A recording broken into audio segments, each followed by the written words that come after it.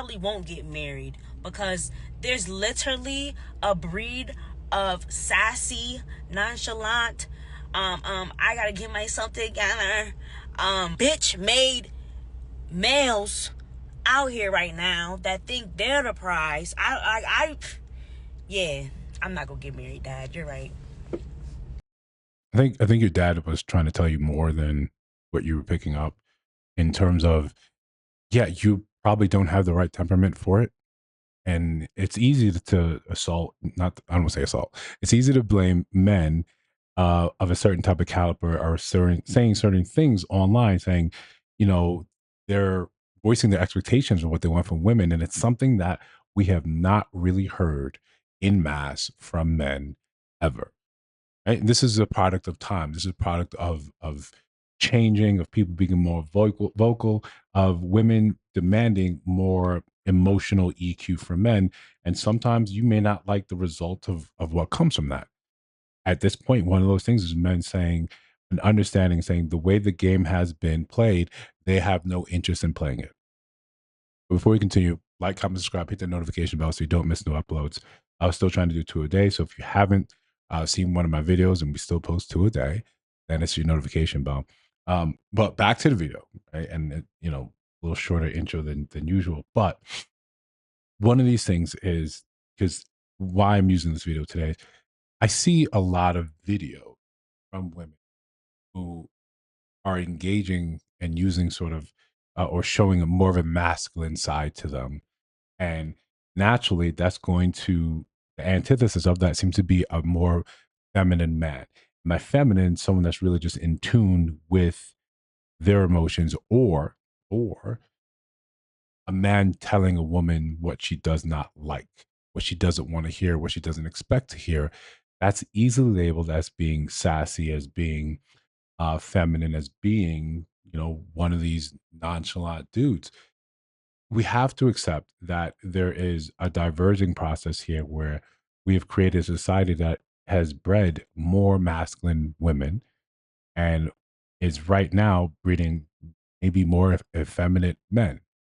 And I say maybe because of the caveat I said earlier.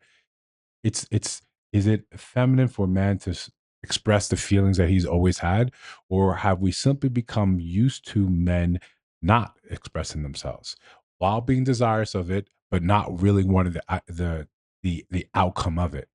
You want men to talk about how they feel, their beliefs, their thoughts, their fears, but you really don't want the fallout of it. You like the idea of it, but for whatever reason, that gives you the ick, that turns you off, that, in other words, drives you out. And these are words I've come across in different creators. It's not that you understood what was being asked, what was being desired for. You liked the idea, but you never fully flushed it out and envisioned it for yourself. Envision you laying across someone like that, someone telling you to your face, I'm disappointed in your behavior. I'm disappointed in the choices you've made for yourself, and you've hurt me in these ways. You wanted clear communication, and when you get it, it sounds feminine to you because for such a long time, the purview of the more communicative of the genders was given to women by default. And I've said this before in real life in the wild that I don't think women by default communicate better. I think they communicate more. That doesn't necessarily mean better. Now you have more experience and more practice with your emotions, but that doesn't naturally mean you are better at dealing with them. The easiest example is of when a woman is upset with you, a woman that's saying, "Hey, I desire clear communication," then the first thing she does is shut down, cold shoulder. There's a difference. There's a clear difference in saying, "Hey, I need more time to process this. I'm not in the state of mind right now to have an actual fruitful dialogue with you. Can you give me some time and space?" Rather than I simply will ignore his existence even when he is 3 feet from me. That is the common modality of dealing with conflict. It's not communication. That's a breakdown of it. but this is a tool that most men have encountered with them dealing with women. And of course, it does not say all women do this, right? It's not say all women do this. It's not say men don't do this, but men don't have the moniker of being the more communicative or emotionally intelligent gender. This is something that women claim to have. So when it comes down to actually see it, most men are saying, no, I don't. There's an expectation that we read your mind, that we understand you and what you want. You want flowers, but you don't want to ask for flowers. You want dates, but you don't want to have to ask for these things. He should just know. He should just get it. Something that like that was famous by J.D. Pinkett Smith in the Red Table Talk, which stronger version, for. But the point is, her saying, her father saying, you probably won't get married. That's your father seeing the trends. That's your father reading the tea leaves and understanding his daughter better than anyone else probably could. He understands you're masculine. He probably understands he has a hand in raising a masculine daughter. And for a lot of people, that's a thing of you trying to protect and you trying to give her the tools she needs to survive. And you're doing it in the best way you know how as a man. You're trying to protect her from the wiles and the games that other men play. So you have to masculine her up. Yeah. You can protect yourself. If you allow nothing in, you absolutely can protect yourself from everything. But part of relationships is allowing people in is being vulnerable, is taking the risk of saying, yeah, in order to find someone, you're one, you're going to have to take some risks. You're going to have to open yourself up to the potential of heartbreak.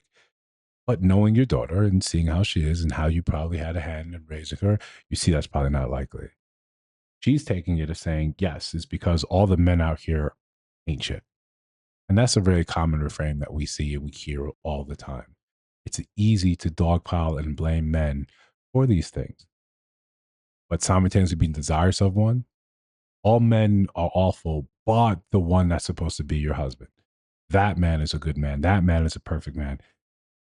We don't, I don't think we're at a point in time in society where we see the hypocrisy of those statements. We see how those things have a real hard time living together. We see it right now in women saying that they don't advocate for other women to get married. This has come from married women. They don't advocate for other women to get married, even though their husband is a good man. When we let go of what's trendy and we try to live our own lives, we make a real effort to live our own lives and take solace in our own decisions. I think we can start walking away from this negativity, this negative slant on men.